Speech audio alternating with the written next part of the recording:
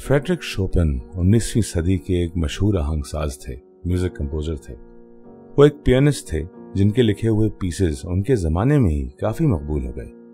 उनका ताल्लुक पोलैंड से था, लेकिन यूरोप में जगह जगह उनका कयाम रहा। उन्हीं के जमाने में रूस ने पोलैंड पर हमला किया और कब्जा कर लिया, जिसका शोपेन पर बड़ा गहरा असर हुआ।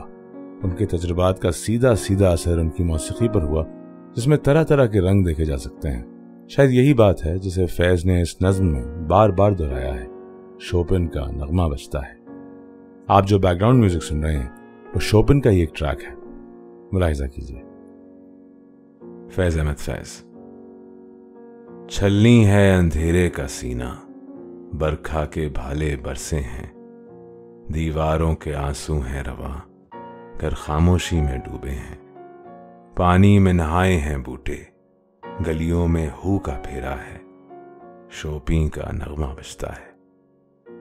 एक गमगीन लड़की के चेहरे पर चांद की जर्दी छाई है, जो बर्फ गिरी थी उस पे लहू के छींटों की रोशनाई है, खून का हर दाग दमकता है, शोपी का नगमा बजता है। कुछ आजादी के मतवाले जहां कफ पे लिए मैदान में गए, हर सू दुश्मन का नरगा था, कुछ बच निकले कुछ खेत रहे, आलम में उनका शोहरा है, शोपी का नगमा बजता है।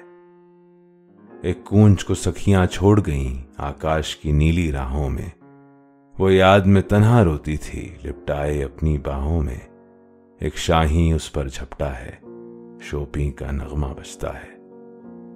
गम ने सांचे में ढाला है एक बाप के पत्थर चेहरे को, मुर्दा बेटे के माथे को एक माँ ने रोकर चूमा है, शोपी का नगमा बजता है।